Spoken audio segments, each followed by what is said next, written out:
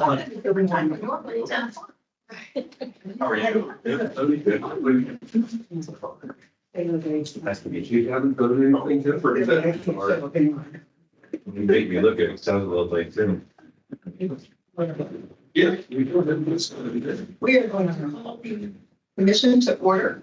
And Mr. Richter, I think you have something you want to conduct. First, we will take roll call.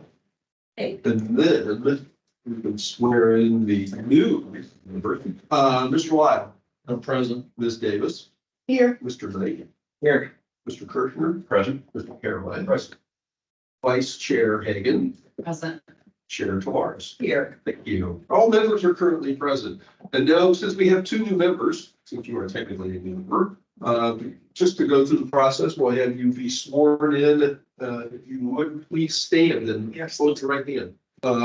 I state your name, please. I, Charlene Tavares, Do promise and swear to support the Constitution of the United States, do promise and swear to support the Constitution of the United States, the Constitution and laws of the state of Ohio, the Constitution and laws of the state of Ohio, and to faithfully discharge my duties as a member of the Ohio Elections Commission for the term to which I have been appointed. and to faithfully, yes, we agree with that. And to faithfully discharge My duty. The duties as a member of the Ohio Elections Commission the duties as a member of the Ohio Elections Commission to the term to which I have been appointed. To the term to which I have been appointed. Thank you very much. Thank you very much. Sorry, I had to struggle you guys out. No, it's all right. I'll get you back. Yes, I deserve it. Okay, we've had the approval of we've had the roll call and the swearing in. We're now on the minutes, the approval of the regular meeting minutes of February 8, 2024. Everyone reviewed those, and if so, if we could have a motion. So good. Thank you. Is there a second? Second. Okay, we have a double second. All in favor? Aye. Opposed? Thank you very much. We will move on, Mr. Yeah, we can go through, Mr. Ford is here and he is present for the reconsideration and potential hearing that we will take up again. I would suggest that we go through the group recommendations, get those done.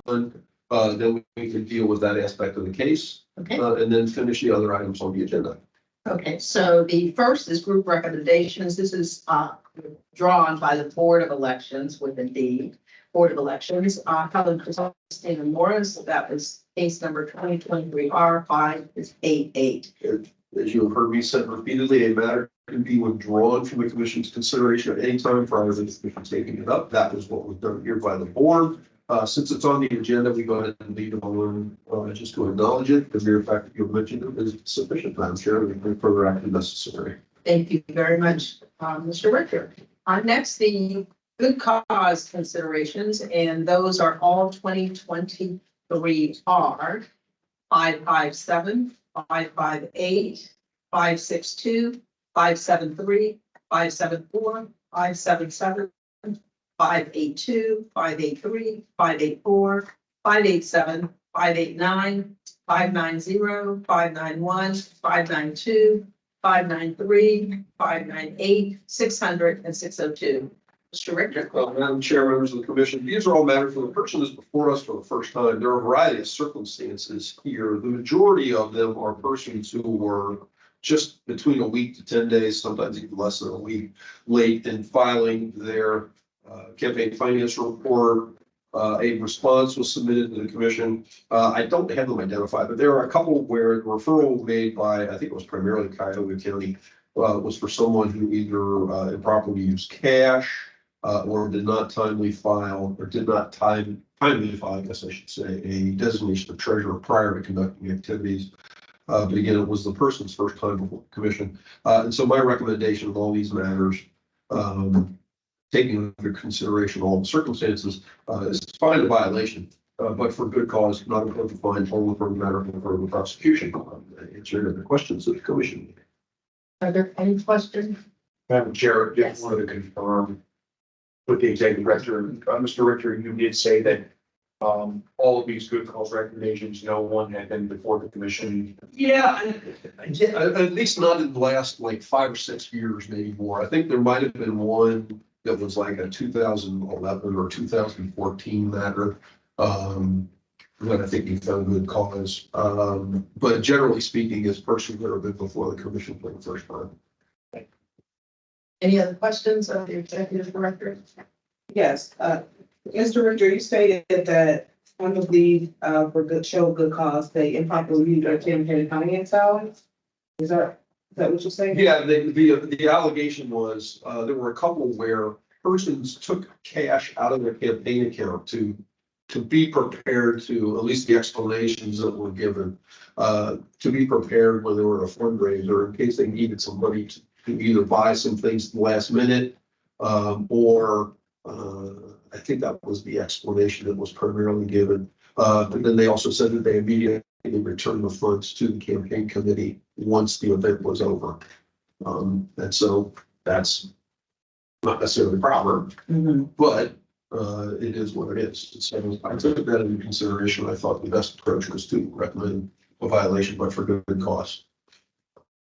Thank you. So I have another question. So I know, as a former candidate, elected official, when you go to the Board of Elections for the campaign finance training, they kind of go over all of those things. And I agree, it's very confusing when you're a new person, you really don't know. But what can we do to try to ensure, or what can we suggest that the Board of Elections do to ensure that this doesn't happen? Because, we're talking $100, $200, but if we're talking hundreds of thousands of dollars for larger campaigns, how are we really trusting to ensure that it's not something else happening?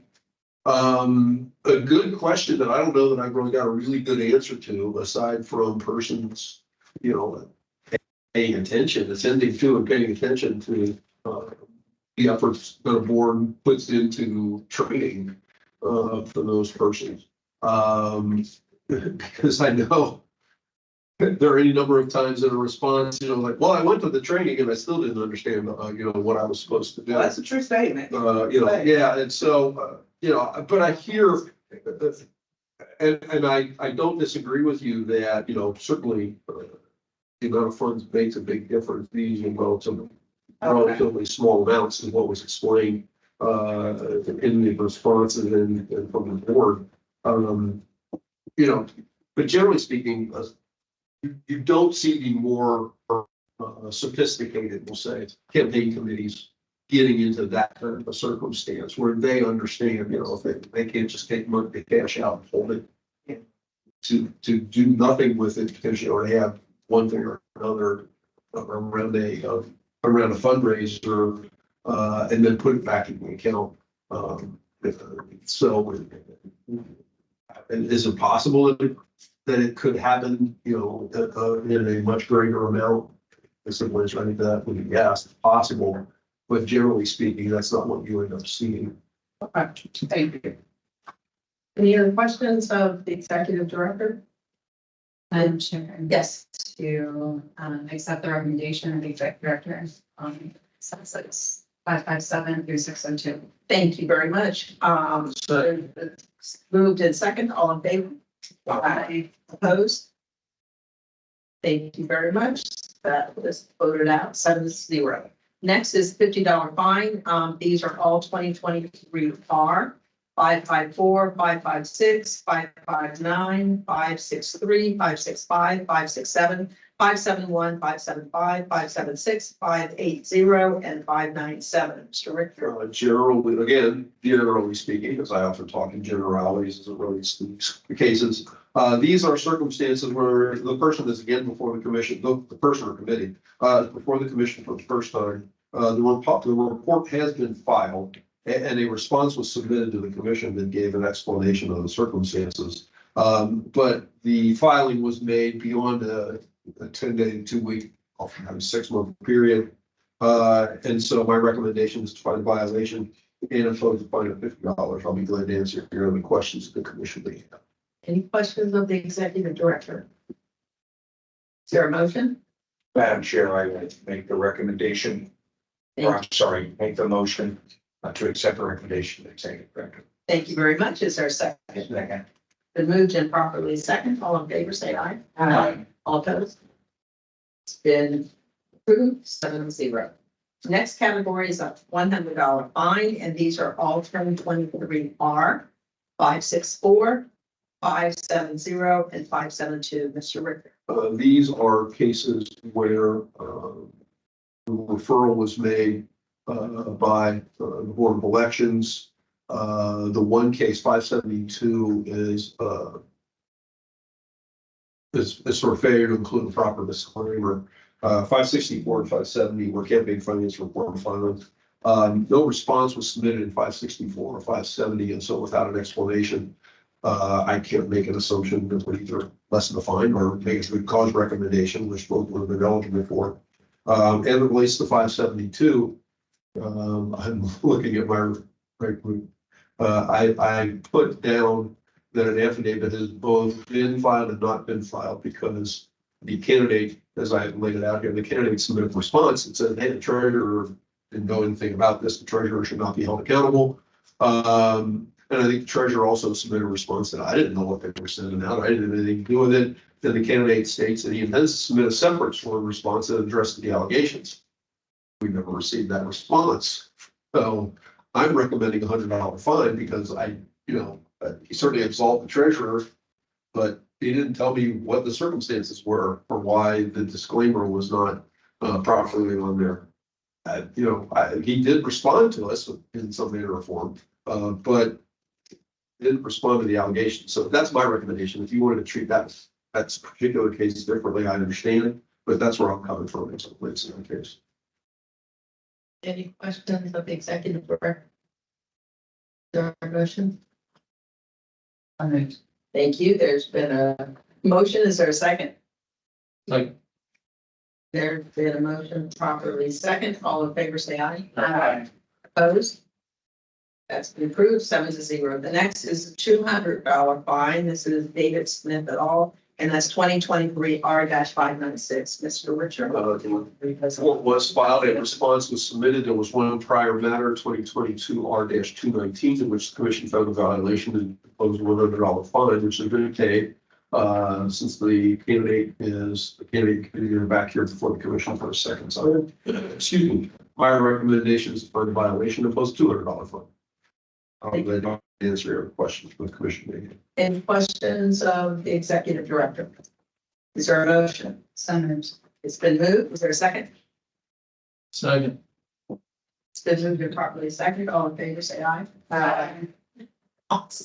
Opposed?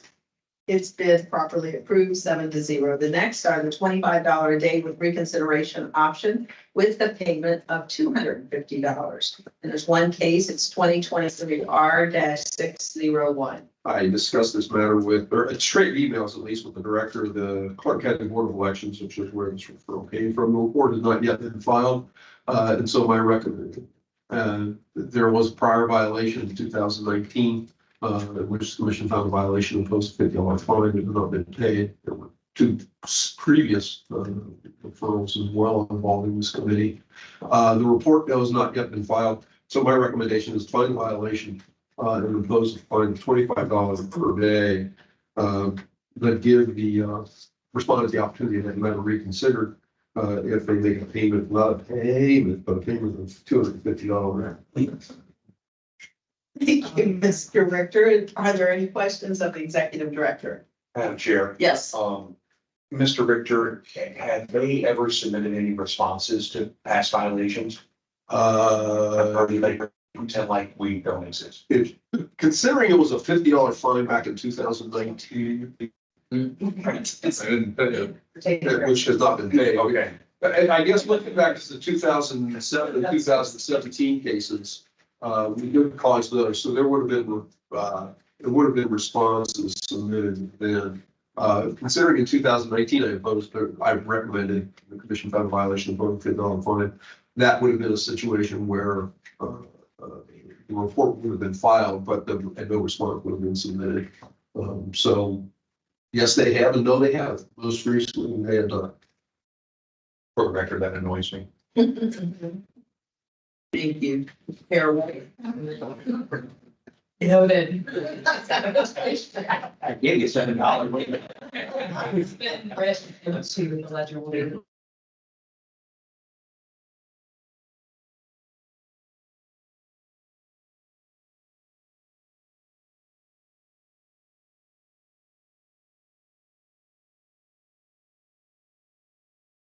That was approved 7-0. The next is consolidate with case number 2023R-466 and 2023R-548. Find the violation and impose a fine of $25 a day with reconsideration option with the payment of $250. And this is case number 2023R-569. Mr. Richter. There are a variety of cases outstanding. We send out regular mail service on January 26th, so we can assume service at this point. And so my recommendation is consolidate all these outstanding matters. Find a violation and impose the fine of $25 per day with the reconsideration option with the payment of $250. Are there any questions of the executive director? Motion. It's been moved. Is there a second? All in favor? Opposed? It's been approved 7-0. The next case is 2023R-560. The recommendation is to consolidate with case number 2023R-543. Find a violation and impose a fine of $5,150 plus $25 a day with reconsideration option, Mr. Richter. This is a referral for, there's a file, excuse me, the 2023 annual, semi-annual report, excuse me. There was a prior matter and went on consolidated. I'm recommending consolidation of those. The $5,150 represents $25 per day from the date the semi-annual report was due until today. Excuse me, and then $25 a day on into the future until the report is filed. The report has not been filed. And so these matters are still outstanding. Because I looked at the Summit County website. The last filing made by this group was like in 2019. So what the circumstances are, I don't know, but that's my recommendations. Madam Chair. Yes, That's a good question. Lisa. please. Have they received service or had any correspondence with us at all? We got a certified mail green card in the file. We got service on January 5th of 2024. Do you have the remaining balance in their accounts? So I can look, I think, I can get onto the Summit website here real quick and take a look. Yeah, I just wonder, some of these, since 2019, it's been kind of sitting still for 4 years, maybe fine and consider closing the account. It was serving. That's one of those things that I looked up, excuse me.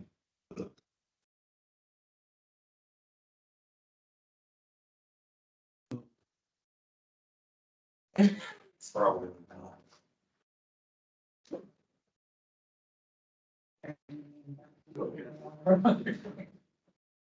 I'm the first time we've had it over.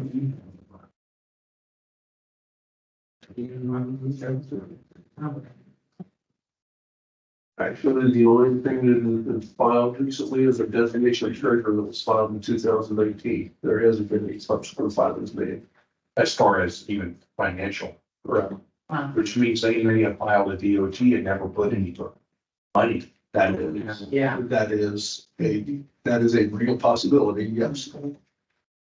That is a real possibility. You should just reach out. At least reach out to the Board of Elections. They should. Yeah, I know the board has probably sent them notices too, saying, hey, you got reports to be filed, before the semi-annual time period. So, the board would have done this, but looks like the DOT was filed on February 19th, 2019, and nothing such. Maybe just something we put in our memory banks when we talked about setting parameters for some of these things. Maybe we have a time frame in which we make a recommendation for just closing an account. Something like that.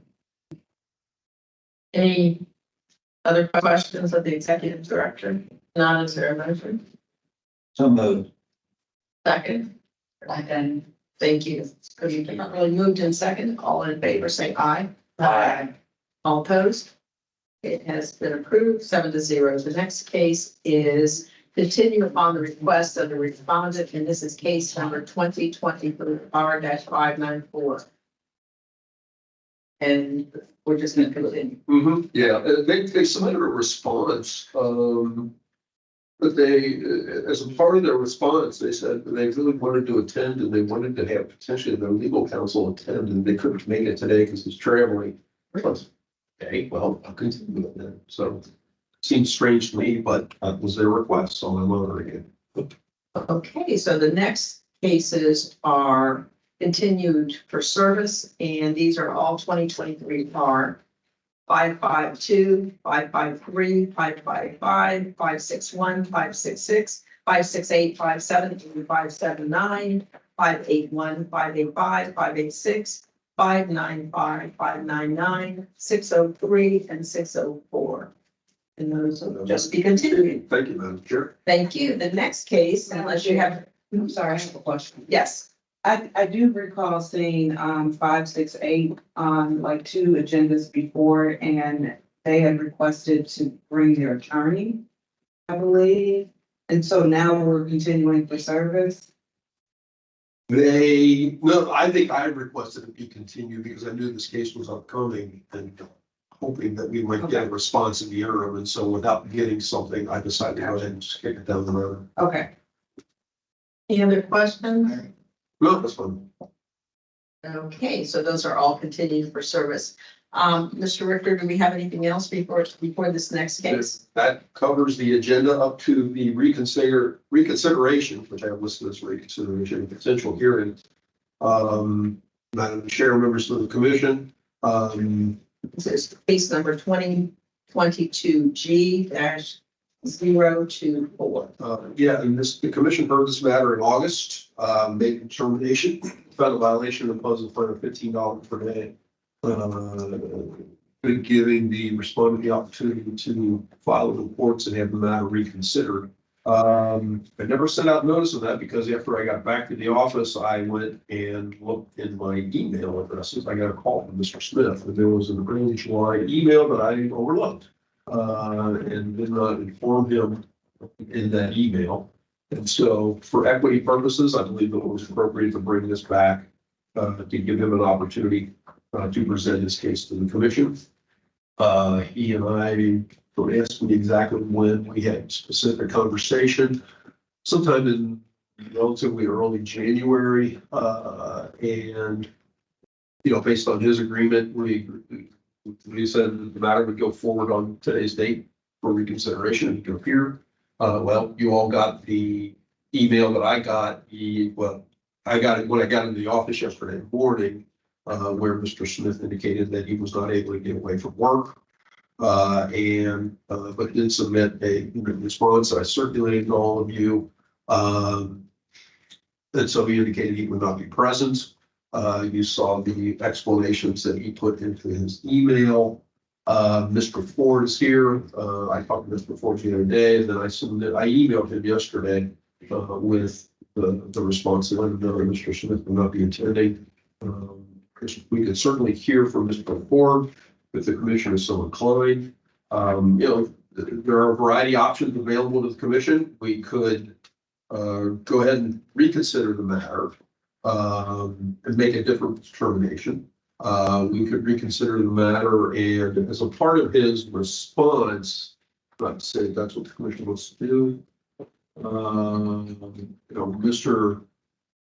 Smith concluded his statement, Mr. Ford has not met a very high standard for proving his allegations. His priority is based on Facebook posts, was showing financial records which were required.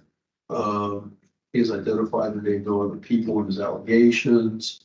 Finally, I am willing to agree to a continuance so Mr. Ford can gather the required evidence without assistance from EOC. I'm not sure what he exactly means by that, but we could reconsider it and continue it based on that statement. Again, based on what the commission hears from Mr. Ford, or the commission could decide not to reconsider and just leave the finding in place that it made in August. So those are all of the options I think that are available to the commission. I'm going to answer any of the questions that the commission may have. This is a bit of an oddball. Again, I apologize for my mistakes in not recognizing that I had an email to which I could have responded, made them aware of the August 10th meeting of the commission. He indicated at some point he had changed the addresses, and so now address information had not gotten passed along, and so somehow that didn't get through to him. But I'm glad we're on for a while. I'll leave that to you all to see where we go from here. And again, I'm willing to answer any other questions the commission may have. Any questions of the executive director? Madam Chair, I do have, I think just one for Mr. Richter. Mr. Richter, I'm having trouble remembering this particular matter. So did we have a hearing on this matter, or was it during the preliminary review? We had a hearing on this matter. The hearing was on August 10th. Okay, And Mr. Ford was present. Mr. Smith was not then. Excuse me. We heard presentation from Mr. Ford. I had Ms. Kim prepare the transcript and I circulated that to everybody. Yeah. So you have that available to you. So there was I'd say fairly robust discussion amongst the commission members with Mr. Ford concerning the circumstances. His evidence was what was presented to the commission. And at the conclusion, the commission did make a finding of a violation.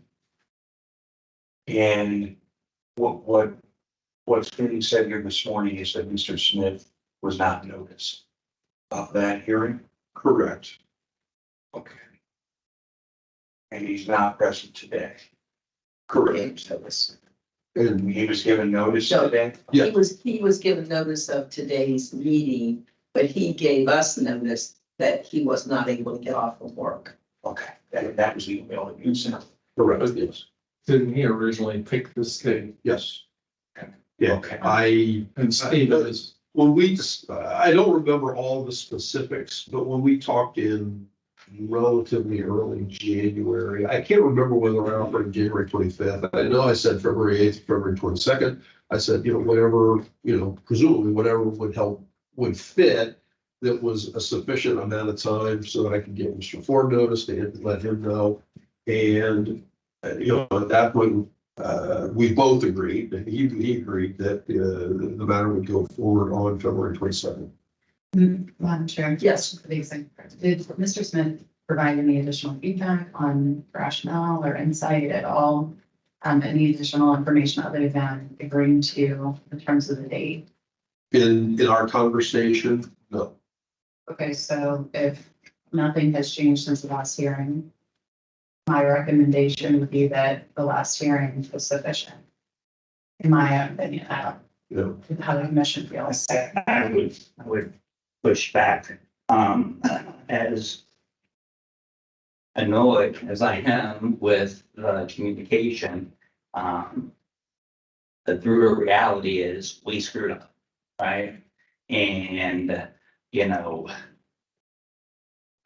I don't know if Mr. Smith is sincere in having to get off work or not, but, some people, if they can't get off work, they, can't afford to make their house payment where they could get reprimanded or fired. So, to me, there is new information and perhaps we ask Mr. Ford to respond. And I will, admit I don't remember the specifics of the presentation. We're also challenged that we have two members that weren't even present.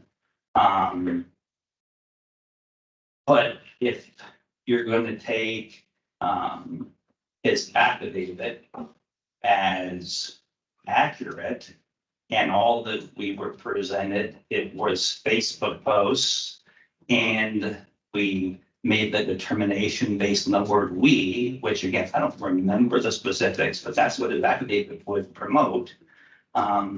As much as I don't like his presentation, he has a point, right? I don't think the burden of proof is as high as he claims. I think it's just a preponderance, right? Correct. But in the absence of anything more than the word "we," I don't know how we could just have the prior one stay, and I apologize, I don't remember August well, right? So, I guess I would suggest asking Mr. Ford, as much as I hate to do so, to kind of restate what we talked about in August. Well, Yes, To that point, Madam Chair, it was not out of, a lack of respect or envy for their situation so much as if no new information is present, it doesn't make for a different consideration on our part until there are.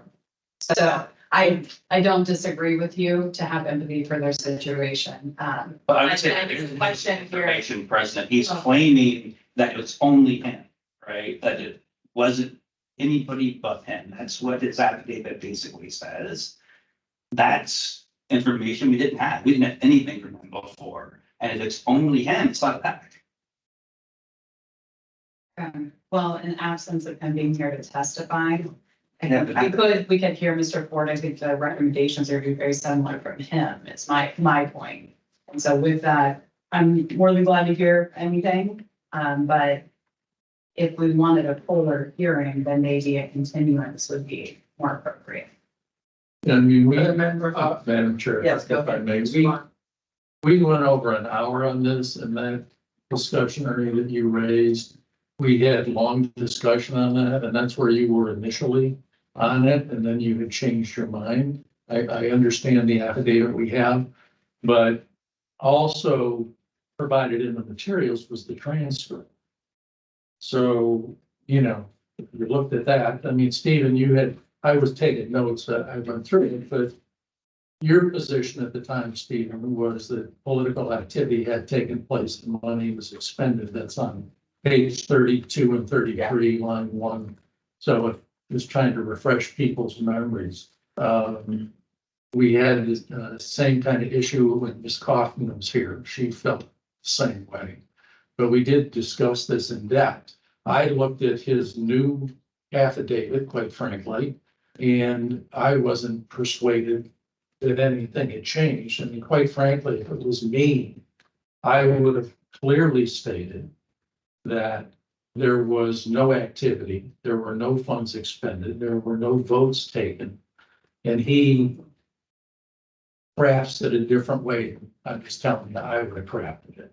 And, if you've read that, I'll just leave it for what it says. I'm not going to get into it, but I wasn't persuaded personally that anything changed. It's just wrong. Thank you, Mr. Caroline. I tend to agree with, Mr. Lyle. My only concern, Madam Chair, is I'm remembering, the one Worthington case where one of the, I said, name was Mr. Breyer represented what? Mr. Breyer. Mr. and you remember the noticed issue and Right. and he wasn't here, and so we did open the can back up and agree to, have a hearing at a later date, because at that point, he had not been properly noticed, if you will. That too, that was a mistake on behalf of, the commission made. But I'm not sure in reading the material last evening, I don't know that there's been a change from February to all the way back in August. That makes sense. I was having trouble with them, even remembering this case. But the reason why I bring that up is my only concern was that the properly noticed portion is, have we given the respondent ample opportunity to respond to this commission? And I think we have, quite frankly, because he picked this date. Correct? Okay. He picked the date. Yeah, I mean, I gave him options as to what, as we discussed it, was best suited his schedule. Yeah. And, I think, I guess I will speak for him, although I don't necessarily view it that way, is, one of the reasons we discussed scheduled it for this date was it was a little farther down the road and gave more time to make sure that there was an ability to presumably attend. And certainly I understand, or explanations, as well. And I'm not trying to lessen that, but this was a date that, as we discussed it, he and I agreed that this was an appropriate date to bring the matter back forward. Any other questions? Yes. I do. Okay, Mr. Kirk. Does he ask for a continuance? The only thing was that last line in his response that I read, whereas he said, I'm willing For the other to party. a continuance. So he, So from his, that was his comment. from his evidentiary perspective, he indicated he was submitting the affidavit in lieu of testimony. Meaning, at least from my perspective, this is what I want to say. Can't disagree with you there. Yes. Ms. Davis?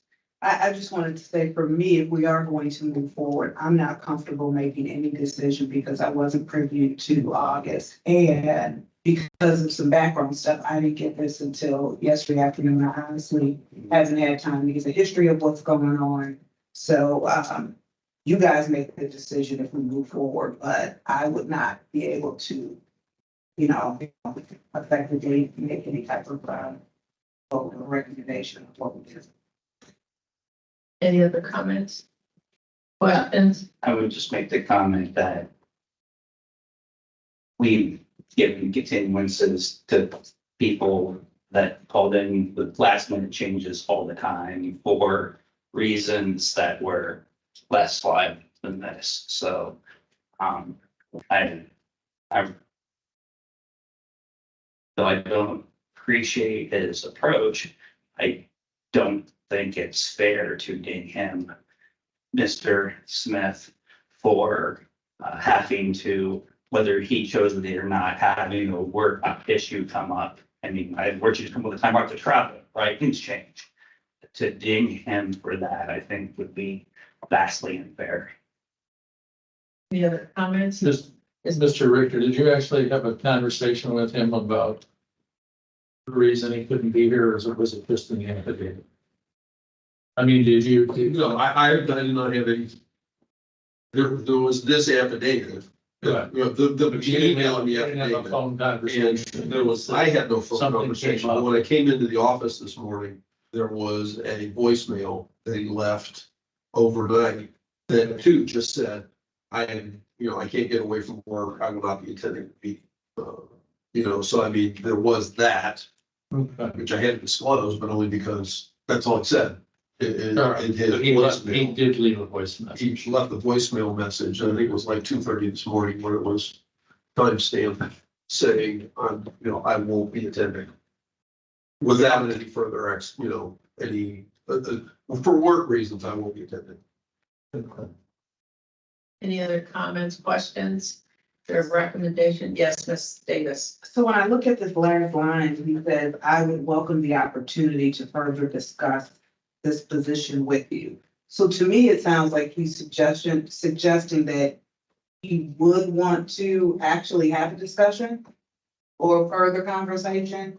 To Ernie's point, maybe he didn't explicitly state that he was requesting a continuance, but it does kind of imply that he'd like to discuss it further beyond just the affidavit.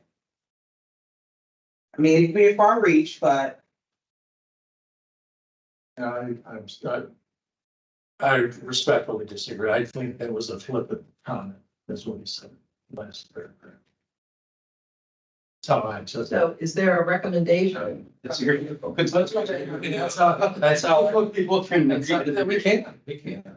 Is there a recommendation from the commission? Huh? Is there a recommendation from this commission on either I make, going forward, or continuing? I get the sense that he's not necessarily requesting a continuance. And that he's saying, I'm providing this in lieu of, this is the information that I have, but given the comments, and the fact that two members weren't here, maybe we just give the continuance and another opportunity to present. And that's a motion. Is there a second? second, It's been moved and properly second. All in favor, say aye. Aye. Opposed? Nay. Okay. Okay, so that is 4-3. 4-3. Mhm. 4-3 in favor. And 4-3 in favor of continuing. But if you, Ms. Davis, Mr. Kirk, and then the chair. Okay. If you don't mind hanging around for a little bit, Mr. Ford, we can discuss your ability to attend in the future. I mean, we can set a date right now and say, you know, we'll go forward on this date, but I want to give you an opportunity to give me some input on that. You're okay with that? Yeah.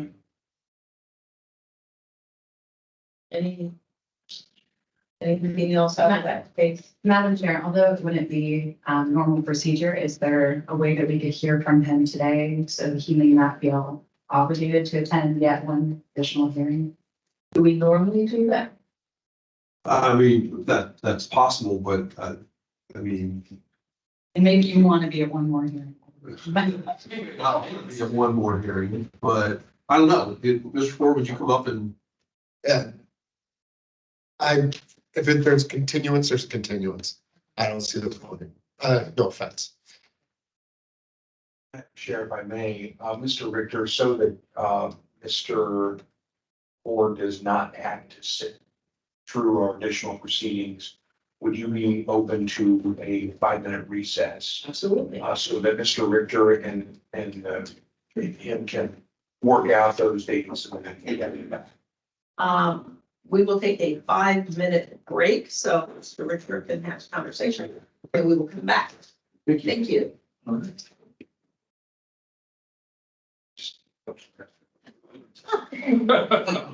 Let's spend this way now. Yeah, you got money here, cash, that's it. Mr.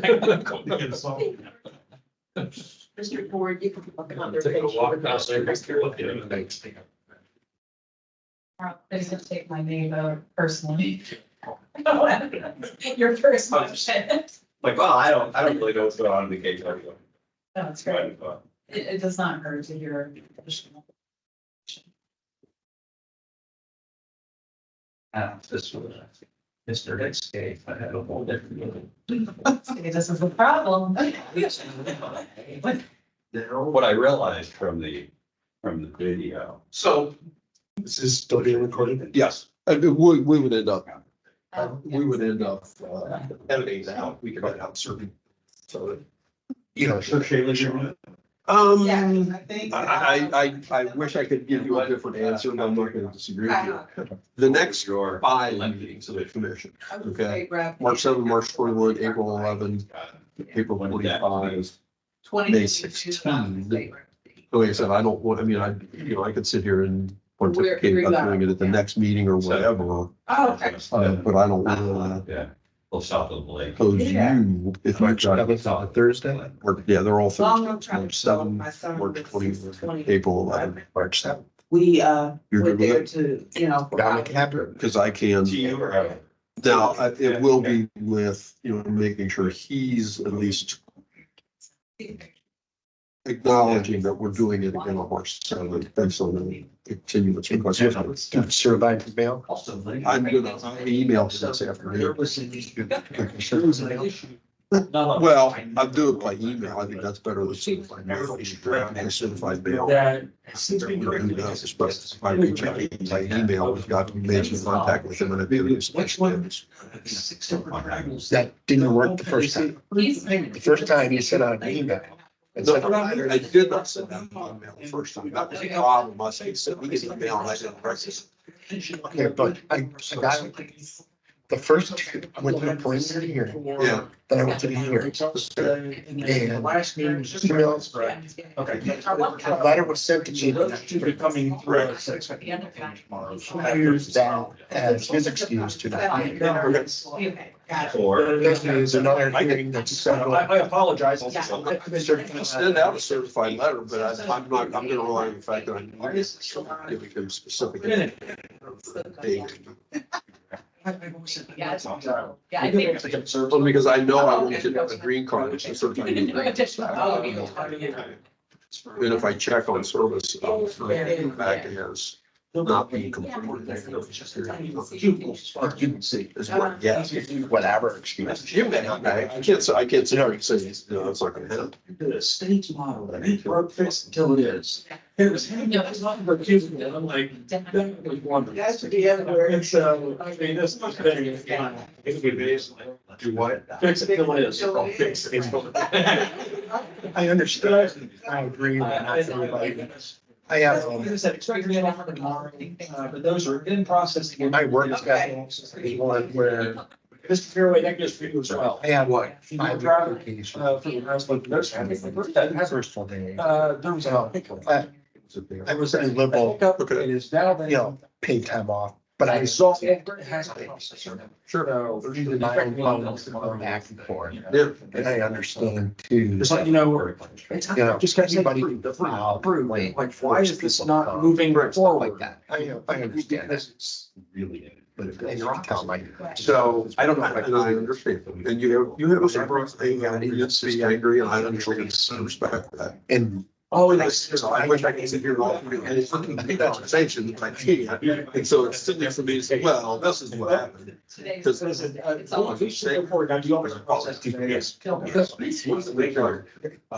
just whenever they. Nothing. Someone you literally gotta use. Like you're the other. Sure, understood. Okay. You know, and then you continue to do that. Okay. So just. Understood. Okay. I've been reaching out to you as well. It wasn't, but you know, I've said it today, so thank you very much. Okay, cool, thank you.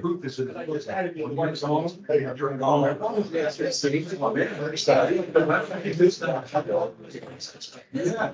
They may be aware.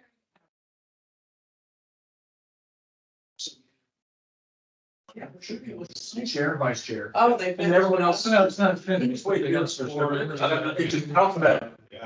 And so, kind of shifting everyone around. Oh. See, the states. Oh, We don't, I. Yeah, he's not happy because sure not together. Sure, considering certain types of it. What he said was, this the next meeting, that's March 7th. Felt kind of swept, actually. We're doing you. Sagamore Hill. I was gonna say, it's not Same County, I The think. way it's been. So no, don't get it still high. No, do I use Skyline? Massive. Oh, no. Okay. Stop it. It's all up there. Up there. Yeah.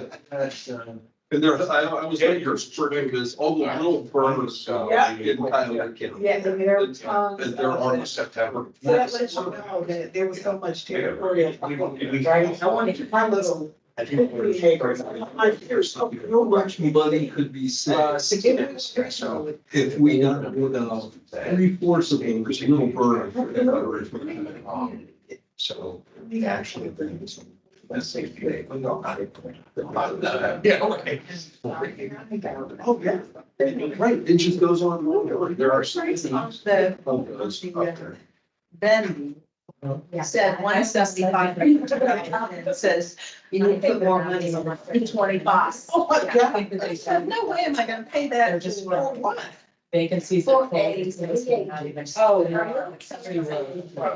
So then they gave me $2 back. A quarter. Yeah, a quarter. And I like, Well, you know, I went to Whole Foods yesterday and got all these cold presses because I'm trying to live my life right. So, but when I realized, Right. I paid $20 for that. Yes, we can make this at home. That's crazy. And I got 4. there's nothing in it but organic orange juice, cranberry juice, and pomegranate. Fresh squeeze, that's it. That's great. So I can argue. I mean, it's not cheap, right? Oh, he can. You know,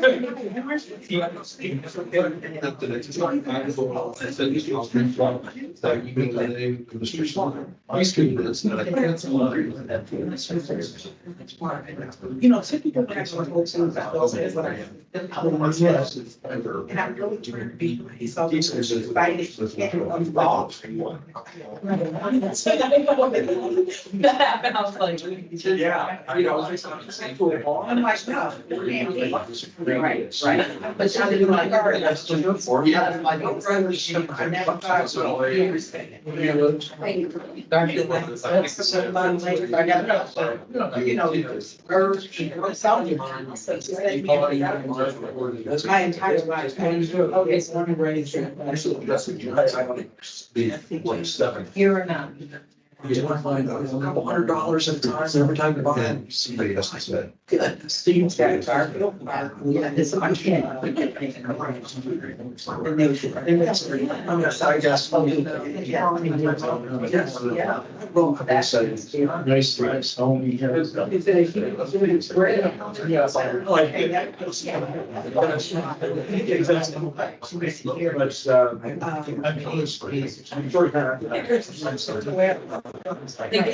We are going to back into order.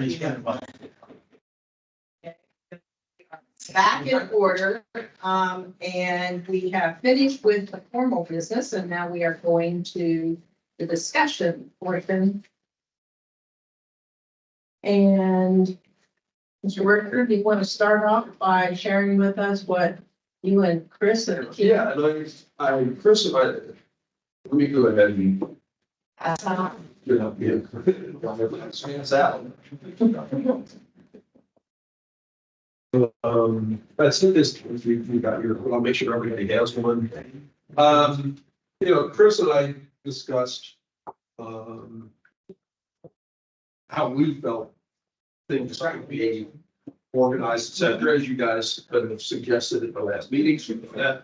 And so this was what he and I, kind of came up with, as we discussed all the various options. I probably could have done more than just 8, but I thought, okay, I'll do these and we'll see where it goes from there. And I'm not saying that we don't want to, looking ahead at, budget plan for 26, 27. I'll be putting that together over the summer, I guess, is what it comes to. So I didn't feel like that was worth including in there. ED update each meeting. I'm not sure exactly what you mean by that or what you want. We can discuss that, and I'm certainly willing to do something like that on a regular basis. Dealing with some of those ones that are outside of the 1 through 8. But the others, I'll go through them. Advance notice when OEC is in the news. Chris and we've got our Google alerts, and I've already gotten a whole bunch of alerts. Because all I did was put in Elections Commission, and let's see, the San Francisco Elections Commission is doing something. Yes, and it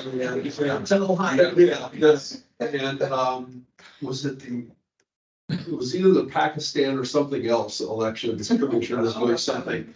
But those are the only few I got. So I'm not going to refine it only because it's kind of interesting to see. Wait, it's stuff read the federal stuff.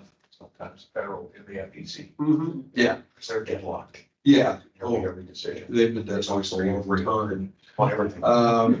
So what I I said, Nothing. yeah, I sent out to everybody the org chart that I have always had prepared that I've been obligated to submit. Although what I sent you wasn't officially the one that I submitted with the budget request last time because they wanted it in a particular format.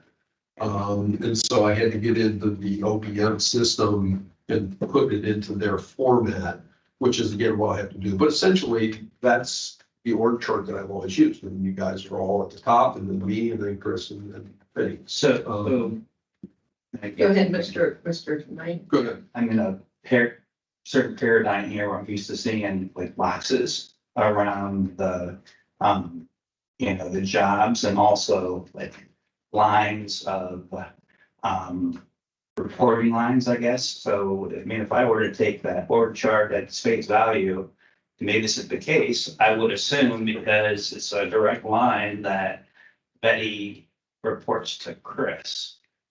Does she report to Chris? Does he handle her time and reviews and all that?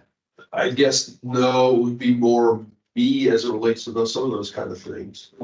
So then you would have sort of Chris here, Betty offset down here with both lines going up to your box, right? To make that clear. Okay. So, I mean, it's good. I think it needs some edits, so it's more clear. Okay, yeah, but essentially, I mean, it comes down to, you know, I'm responsible for essentially office operations. And it's throwing that out as a very, very generalized term. And both Betty and Chris are my employees.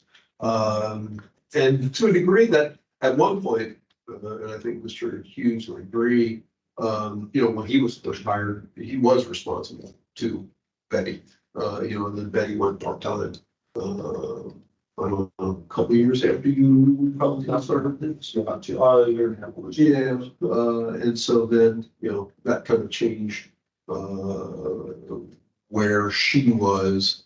But, you know, that's always kind of the way I hear what you're saying, but, you know, they both kind of report to me and they both share a lot of responsibilities for the administrative aspects of what the commission is doing. They did for a while until now. Chris pretty much does most of the administrative stuff, although Betty is, you know, now Betty's back, she's relearning some of these things and doing some of those things.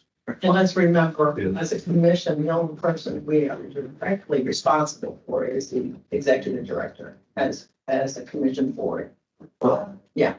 Didn't realize that. Yeah, Mr. Richter is responsible for his team members. Okay, then, Before you move Okay, on, yeah. and this was not my, one of my inputs, but, you have staff already completed. I'm guessing the part on formally defined responsibilities and roles. I mean, I welcome whoever put this, to kind of expand, but my assumption when I read it was it would sort of involve looking at each position, what specifically are their responsibilities? Do we want to make adjustments to those, ways to improve? No, that's not what, okay. Now, as I said, with boards and commissions, the person that we are responsible for is the executive director, or if it's a CEO or whatever. And they are to ensure that the work that we say we need done, whether it's in our strategic plan, that it gets done, and then he makes the assignments to the team members to do X, Y, and Z. The org chart will say, you know, what the title is, and you can put in, you know, what the major responsibilities, but on a day-to-day basis, we don't get into that. He decides how the team is going to get the work done. Agree, that's not what I'm suggesting. What I thought this represented was, things that this board would like the executive director would do on behalf of the organization. So create org chart and formally define responsibilities and roles would be us asking the director to do that as a goal over the course of the year to have that completed. That's one of the things that this commission feels needs to be, you know, done, org chart or more formal definition as a part of thinking about succession planning, that kind of thing. So I wasn't suggesting that we're taking over that. And again, I'm reading into this, you know, whoever put this in, but I do think it's certainly viable as we think about improving the organization. Have to have a good sense of what the baseline is, but it would still be an executive director. It's like any other thing that it's just no different than developing the budget plan. It's doing this activity on behalf of the organization. Our gate seats that they get done. Yes, that's Davis. I'm reading, what I think I'm hearing is, for me, is maybe just what the definition of a program administrator is, the job duties, but not what we want them to do, whatever they're already doing. Because on this org chart, it just has a title, and it doesn't say specifically who does what.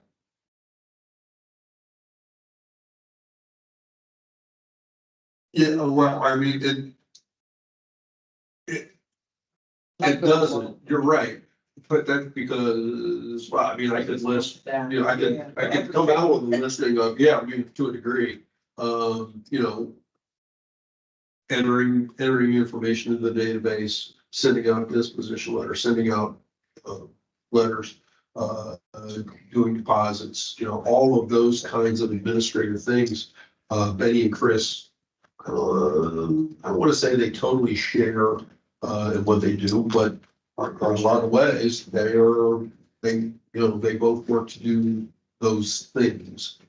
And I'm responsible for overseeing them, I'm responsible for, yeah, I guess setting the general direction, and making sure that those things are done.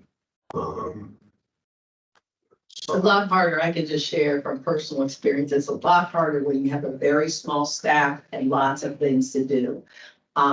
Everyone pitches in where they're needed. And so to kind of define, you know, that you're only going to do X, Y, and Z, and another person is going to do A, B, C is very difficult. And particularly when you're a 1.5 staff person plus the executive director. It's pretty fluid. You just want to make sure you get the things done that are required of you and expected of you by your board of commissioners and the public that you serve. Madam Chair, Yes. if I may, I think there might be room for clarity in this. Maybe the emphasis, is it more directed towards succession planning rather than current operational structure, but maybe aspirational operational structure to support what the role might demand? I feel like there's a disconnect in our conversation, and I don't know if it's just. I think you hit the nail on the head, and again, I was the one who put this, though I think it is, I do believe it's needed. But last of all, totally agree with everything you're saying.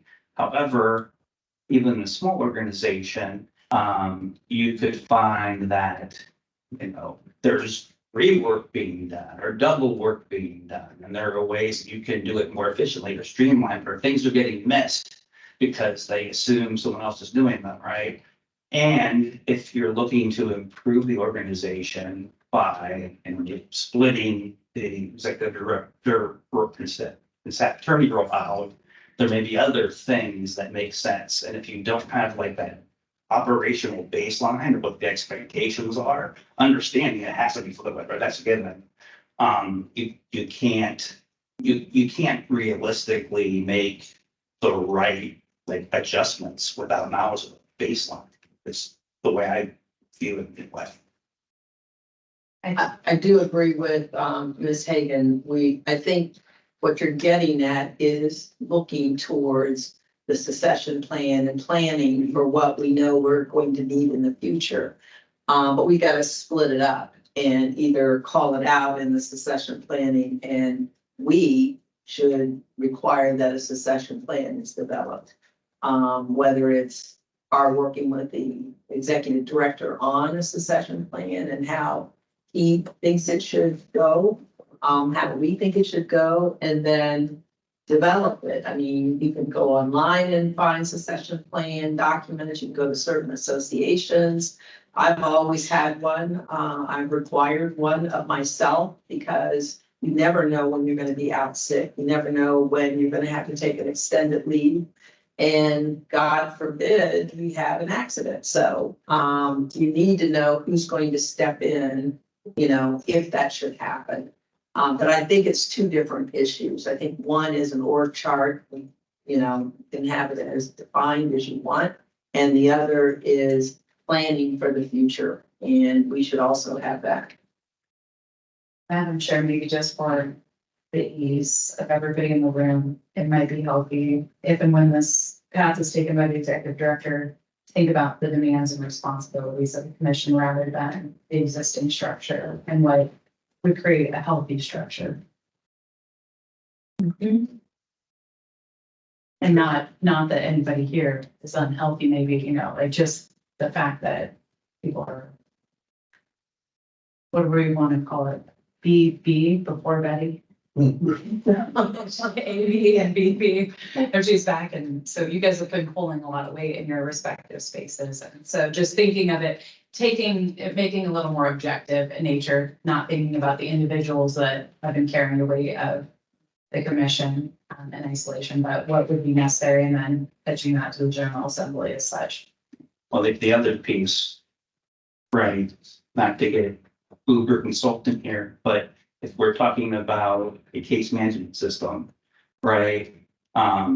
The cardinal sin of taking on any system is buying the software and then having to take your processes and force fit them into a software. That's the KOD. Ideally, you have a sense for what your systems and processes are, how you would like to improve them, and then you go and find the system, it's not gonna be perfect, because you have it custom made, but you go find the one that best fits your needs, right? Otherwise, you know. Otherwise, you're getting a system and you're just, it requires it to do X, Y, and Z, that's more inefficient than we did it manually, right? So there's a part of this that, you know, helps us through with some of these other items. So the guy was waking himself up.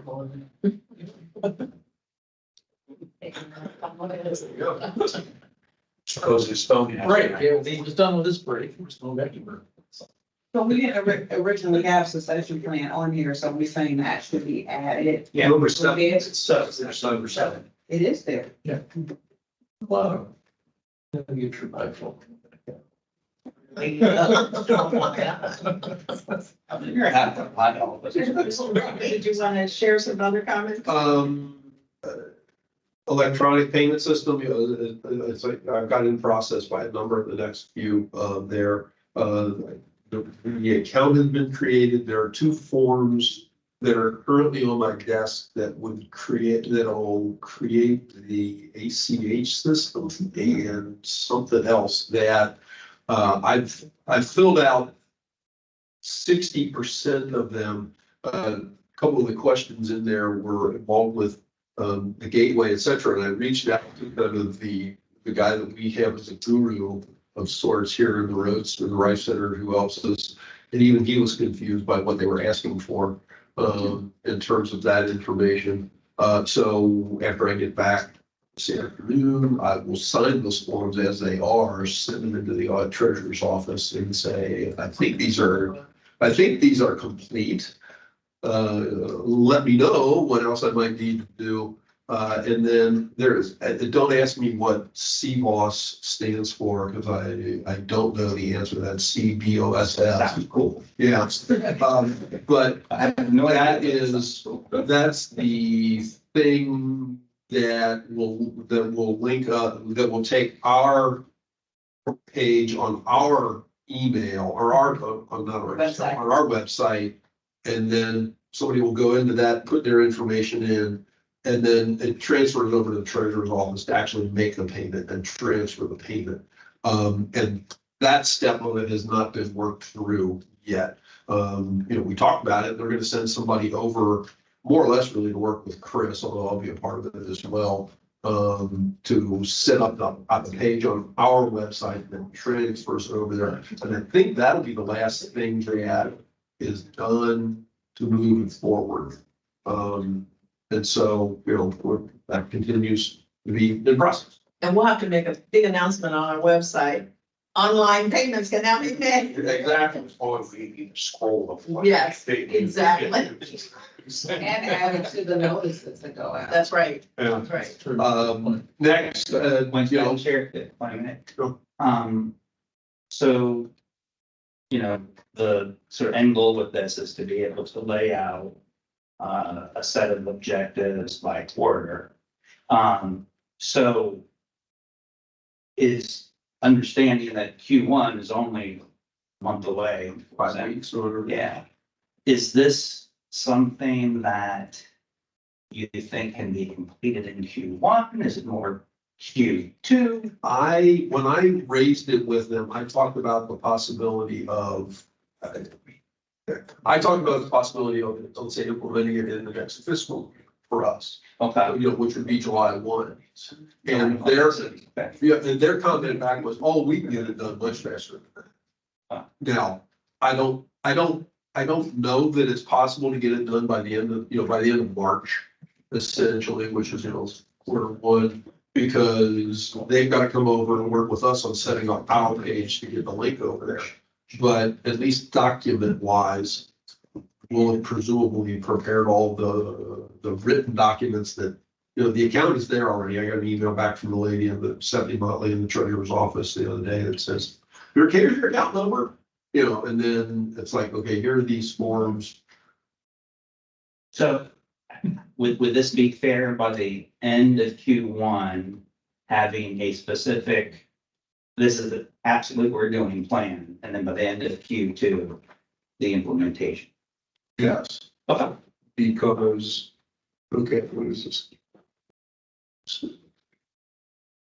Because I think what Mr. Knight is trying to get to is a timeline for Right. first quarter, second quarter, third quarter, and fourth quarter. And if you and the team could work on that, Yeah. rather than our going through here to Okay. push on which ones are gonna be done by Q1, which ones are gonna be done by Q2, 3, and 4. Yeah.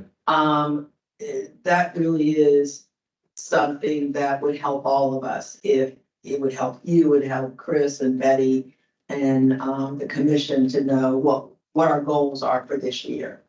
Yeah. The one. I do have a question. Sure. Is it costing us anything to work in collaboration with the treasurer's office, and did they reach out to you? I reached out to them at the start of the process. There will be a cost. Exactly what that cost is, I can't sit here and say, I know specifically. But as I discussed with them, essentially what I would call the budget parameters in which we live, they were indicating that, doing it in the manner in which we're doing it, first off, we'll be able to, one of the things we talked about with them is like for credit card transactions is charging back a particular portion of the fee to the person who's making the payment. So that'll cover, if not all of those costs, at least some of them. And then the electronic payments that I'm anticipating that county auditors and treasurers, everybody else, is relatively small compared to the amounts that we'll be receiving. So I'm not overwhelmed by the costs based on what they have told us we should be expecting as compared to when this was first, as I talked about, is when I first approached this 10 years ago, and it was going to cost us a lot of money at that point. Is there ongoing fees on a monthly basis? Yes, there will be fees, transactional amounts. Okay. Is what it comes to. But I think the lower cost is probably just the increased usage, it brings the cost down for, and the vendor that the treasurer's office using, is this the same vendor that all other state agencies use, Mr. Richter, do you know? I believe that to be the I can't hear. case. Yes, Okay. yeah, I can't imagine, yeah. being a preferred. And, right at the moment, at least, when we do deposits, when we, inlay under the information, with all that kind of stuff, we then end up taking the checks to Key Bank, and handing them over to a teller at Key Bank for them to process, put into the account. In the banking sense, the account that has been set up for us is at Key Bank as well. So we have the same banking there. Not to get so far off track, but you have to ask Key Bank if they have an electronic processing, a scanner. So you could do it in the office and save your trip to the bank, unless you have cash on hand. We got one. So it creates some efficiency for you all. Yeah. They literally just, in the office, they scan in. The checks. The checks, and it does its thing with the Similar bank. to the ATM. You don't actually have to go to the bank. Yeah, it's a real fine, it's just, Like a portable scanner, and you don't have to take the checks over, they get. Unless you know it. It's roll. Well, I don't think, so we've got, the treasurer's office specifically gave us deposit bags, deposit tickets that, we have to seal that are only, allowed to be opened by Key Bank. yeah, if you're leaving the Take them office. over. Now luckily, the Key Bank downtown is right next to the Rose Tower, so you can walk right underground. walk up. But they may have that as an added bonus. We can look into it, but certainly that is not. This is, you know, they had subtle little changes over time in terms of doing the deposit. Because at one point you went to the treasurer's office and he looked at the treasurer and no one do it at KeyBank, but they checks the KeyBank. But this is how we've been directed to do. Yeah, maybe part of deposit. the control. Yeah, I mean, this is how they directed us to do it. So. Very good. And the only other thing is say administratively, you might be wanting to make sure you're thinking about putting in the communications once it is ready to roll, just so people know it's already informed of being able to pay. Yeah, little, On the website. yeah, click on the website But it's And in written communication. and also communication. On the website, the intent, I believe, was we have featured content on the homepage. And we can select what we want as our featured content. Currently, I think we've got minutes, opinions and decisions of the commission, and then file a complaint. I think those are our three, or something like that, those three, or allowed three of them. Now, all of that information is available through the website, and the header of the website's even got how to file a complaint, and opinions and decisions. Which we could figure which of that featured content that really pops out in the middle of the page we would want to replace, whether it's opinions and decision things that's listed right at the top. And put on there, you know, payments, so it's right, you know, bold centered right on our webpage to make payment. And in theory, that would take you to a new page, detailing out how to make that payment. Once you click the link, it'll take you directly to CBOS. Yeah, that's what, because what he's talking about, the featured thing, at one point, that was required to have COVID information. The governor was obligated all agencies on the website saying, so yeah. Okay, moving on, I'm scheduled at this point to go over to the Prosecutors Association at 1 o'clock Today, today. As long as we get finished here. yeah, my only, Continue the conversation, let's put it that way. if Madam Chair, if I may, my only thing, Mr. Richter, is, and I think you know this, but I think your strategy in talking to the Prosecutors Association is very wise. I think it's appropriate. But at the end of the day, respectfully, it isn't necessarily their decision. Understood. If this commission wants to move forward with that, I think it is helpful to get buy-in from them, particularly their executive committee.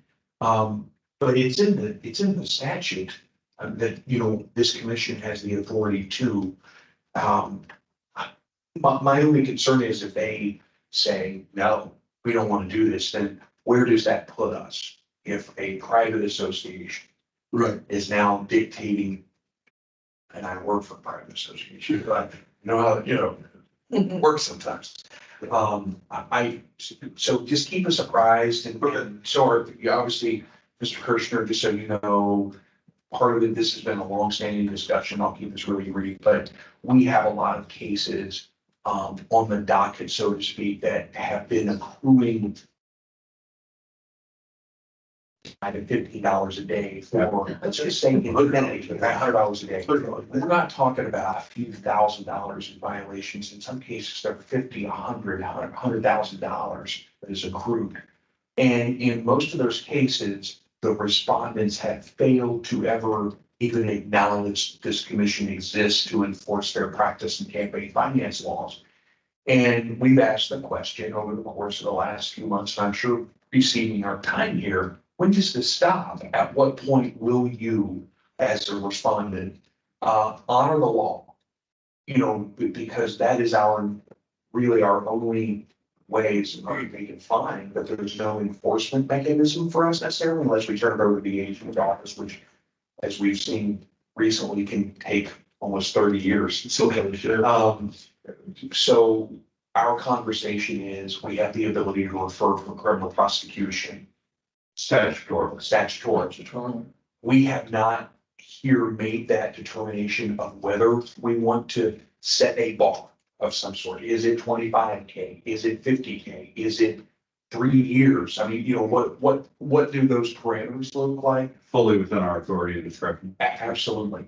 unless I'm incorrect about No, it. yeah, Pretty sure we would want to tell the association, this is something we might very well plan to do, as opposed to asking them whether it's acceptable.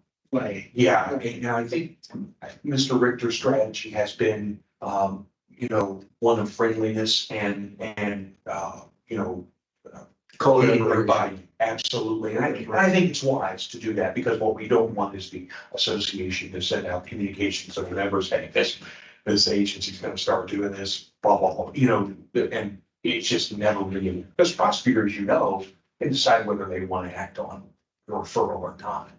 But I think your strategy's wise, and then depending on, after your discussion, report back to us, and then I think it leads to another discussion of if we want to do that. If we wanted to do I'm it, certainly hopeful that it. and when, yeah, and I provided him with, some cases that would be what I would call typical of what we would want to send there. Ones of the repeated violations where we've gotten over $100 a day and so forth. And said, these are the ones that we would be contemplating sending along to give them an idea of what they would be looking at. And I don't think it's a huge volume either. Unless you're the Cuyahoga County prosecutor. Fair. Now, would all of these have to go back to the county of origin? That's probably the best, I would say. I mean, technically, we have an ability to Use a Franklin choose a prosecutor. And we could choose Franklin because that's where we're resident. I certainly wouldn't want to have, some county cases and send to Hamilton County or something like that. But Franklin County is always our fallback, I guess, to a And I think, if you do have a county prosecutor that is saying, don't send us this junk, then you could just refer them over to Franklin County, and then they can make the decision. Right. But anyway, I just wanted to give you a little bit of That's all. background on that discussion, because it's evolved. And, so. Yeah, and I mean, I guess at this point, to a degree, I would say I've probably been a bit deferential to the prosecutors in my approach so far. Of course, it's really only been to the director. Okay. At this point, that's the only person I've had a conversation with and says, here's what we're contemplating doing, and we're just looking to, I guess, get buy-in, something along those lines, and to let them know. And in my conversation with him, he certainly, said, yeah, thank you for bringing that us first. That in itself buys, in my opinion, goodwill. Yeah. That we went to them and said, to have the conversation. Yeah, and Mr. Tobin, Lou Tobin, who's the director of the Prosecutors Association, said, yeah, he thought that was a reasonable approach at this point. Yeah. Because, yeah, I mean, to all this, and as I discussed with him, and I think we kind of discussed here, were we to just decide to do this all of a sudden, send them along? Yeah, I mean, who knows what the response would be at that point. I across the board, so see it in my work when we're surprised. Yeah. For something, So so we'll see where it goes this this is year. defense, like. Right, so all those are, right. Madam Chair, if I may. Yes, they're very good. So, and again, putting it in the context of developing our, strategic plan for 2024, this had the most mentions. And for your information, we did a survey of all of the, commission members and alternates around things that we thought were important for the commission to work on going forward strategically and operationally. So when I mentioned mentions, it means that in the survey it was mentioned in this example 8 times, right? That is by far the highest mention.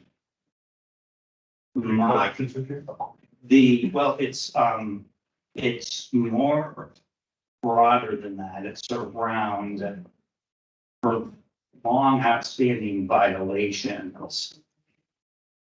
What should be our standards for referring it to the Attorney General's office, and then beyond that, potentially for prosecution. So, again, we all pretty much put this as something that we thought was important. My understanding of this would be, from a operational perspective, would be we would look for the executive director, working with the team and whomever, to come up with a plan that says, we believe at this point, it's an AG referral, at this point it's prosecute. So you would present a plan, and the recommendation could very well be a substantiated, this isn't worth it, because we're gonna get all this opposition, it's not gonna, that could be a recommendation. But a recommendation on how we think we should handle these things going forward. That's my interpretation of the ask. And then, of course, whatever, whatever we decide would be a part of the plan over what timeline. Is that fair? Absolutely. Okay. So you follow what I'm getting at? Mhm. Okay, Yeah. great. Yeah, I mean, I'll have a better understanding certainly as we come back, as I come back this afternoon. Sure, sure. To hear. And I'm drawing no conclusions Yeah. or assumptions to on hear what it should be. Right. It might be, it's a bad idea, right? Right. But the ask is for doing the research and coming up with a recommendation. Sure. And I think that's one of those things that, in one way or another, based on some of the conversation that comes out of this afternoon, could be able to move forward on that. Again, in the next quarter and by mid-year, earlier than that. Might want to mention to the prosecutors, amount and timeframe, just so they have a sense of, where we're going, because we're not gonna send every little fine, to a prosecutor, but, just give them an ability to understand what we're trying to achieve. Right, exactly. Okay, anything else on that one? Anything else, Mr. Richter, you want to share on case management? Chris and I are meeting, it says Tuesday, I thought it was 2 days ago, but it's next Monday. Chris and I are meeting with the owner and a representative of Matrix, Matrix Software. It's a Cleveland company that, is currently I got their name from the Liquor Control Association. And talking to, and they had a particular product, you were talking about products. They get the liquor. Trade off product. And from talking to the lady at Liquor Control, she was saying, and I haven't talked to Paul Dick over at Ethics, but Ethics is using them as well. There are other state agencies that are using them because it's I guess an approved contractor through the state system. So I thought, okay, well, we'll start to talk with them and see. And as I've traded emails with the owner of the company, he said, well, here's this product. And I said, well, I sent him a full copy of the database and said, here are the things that we do with it, with it. And he came back and suggested a different product. And they've got like 4 or 5 different products that they use. One's called an investigator, one's called a prosecutor. And so they work, the liquor control is using a prosecutor's thing. And I mean, I can share with you some of the materials from that company that I, have looked at, but, I figured, okay, we'll talk with them, take what they're recommending. He was recommending us the investigator based on, what our database is and what we have, but we haven't had any in-depth conversation with them about what all we do and how we go about doing things, similar to what you were talking about. So that'll occur Monday afternoon, and we'll see where that leads us from there. And, whether I certainly wouldn't anticipate having something like that done in this year, through the end of the year, because then also you gotta figure out how to pay for it. This year's through June, yeah. It's, it's 2 years from And it may be something that's outside our budget ability too. And right now, I would say even in the next budget cycle starts July 1, we'll know that that's something we can do in that budget cycle. Considering where we are budget wise, et cetera, but it at least starts the conversation. We could look at it. Do you remember what the prosecutor said was like? Was it $3,000? Was it $5,000? we're paying for the systems and so much per month. I thought it was 7,000, but the number 7,000 stuck in my. Okay. But they based off the amount of users. But yeah, it's the amount of users and they have so many users that they have and we wouldn't have, I mean, for us, users would essentially be Chris, me and Betty. Then they have like 7 or 8 users. And I think you're right. It was based on users and then there's so much per month. Per chair usually. Yeah, Yeah, it's per seat per month is typically how those things are priced. right. And so, you know, I mean, it didn't sound like it was that daunting of a figure, based on the conversation with Cleveland Prosecutor Association, also because it's, you know, now, whether they have all the data fields that we have, I don't know, because I didn't look at what there is. But they handle more cases than we do in terms of gross numbers of cases based on our conversation with them. What did she say? Were they at, do you recall, was it like 5,000 cases a year? I should. It was, I think even more than that, if I'm not mistaken. It may It was a staggering number Compared to ours, it was a much greater number of cases. And I'm presuming at least that, you know, what they're looking at, you know, obviously they're looking at potential violations. And she also indicated that they have like 4 or 5 different ways that cases can come to them and how they deal with them and the outcome of cases they deal with. So it sounded like their usage would be much more complicated than ours is as well, based on the conversation we had. So, I know it certainly gives the idea that it's something that could work, something that could work. Let's put it that way. Yes. This is the one that also fits in the realm of, like, the first level is do the research analysis and come up with a recommendation. Right. And anything prior to that's kind of premature, because we don't know, you know, will fit in the budget. Right. Instead of, you know, Right. something like this sounds like it's just adding seats, but is there customization? Does it, you know, implementate all that kind of stuff? Right.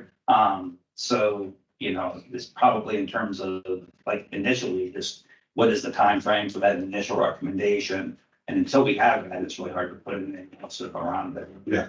Right. And what I would suggest, I mean, again, so we don't go through each one of these, I really think we need a timeline for the year, the full year. So, you know, this quarter, second quarter, third quarter, and fourth quarter, what it is you're going to do, whether you're researching it in the first quarter, second quarter, you're making recommendations to the commission. Okay. And that way, all of us, you know, you can make the reports back to us at each one of the meetings.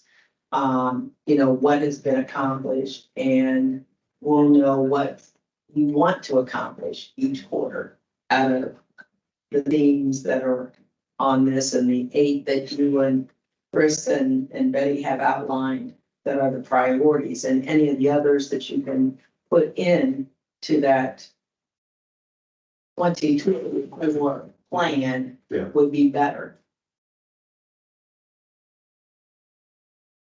Because some of it is gonna take research, and you can put, I'm gonna have a conversation with prosecutors, Right. you know, I'm gonna have a conversation with the treasurer's office, I'm gonna have, you know, we're gonna need to do X, Y, and Z. But it just shows that we're moving Right. and we're not stuck, and that we And have some a of plan. it never come to fruition. That's exactly The right. commission decides, you know, not to move forward. I'm sure the one thing, I think at the top of this discussion we had about, there was a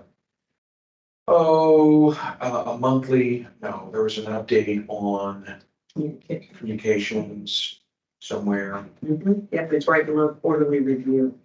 Yeah, I think I am the person that put that on, and my meaning of that was following every meeting. You know, we had that quick 5 or 10 minute update from you. I know we've had some really in-depth discussions over the last few committee meetings because fortunately we've had time. Right. But I know we've got a bunch of hearings coming up this year. We may not always And towards the end of the meeting, we're ready to go. So. Has been. Yeah, so I want to make sure that we at least have a quick update, either at the top or the bottom. So that it's one of those things where I'll tell the commission next time. And I know it's done because we got places to be and you've got data to move on with. But that was my only thing, is just give us a quick update on some of the progress. Even if it's via email or Facebook. Right. Yeah. And if we have any questions, we can follow up. And we have that, right under the 8, there's 4 that are yellow. One of them is to add an ED update. That's, yeah. I was It's looking basically for, the same yeah, thing. yeah, good. Thank you. Yes. I would just like to say thank you. I think we see 3 areas where there's been serious advancement, so we just appreciate the efforts that are being put forward. Absolutely, It's absolutely. great news. Yeah, thank you very much. Mr. Mr. Executive Director. We're sure. Any other questions of an executive director on the route we're going to go? All right. Are we gonna discuss any other items, or should we let them come back with? I think they should come back with a plan of what is going to be accomplished in the first term or the first quarter, second quarter, third quarter, fourth quarter. And, you know, again, if it's researching, if it's having meetings, put those on your timeline. And if you think the recommendation needs to come back to the commission, then put that on the timeline. Okay. But it's really your timeline, your goals and objectives that you want to complete in 2024.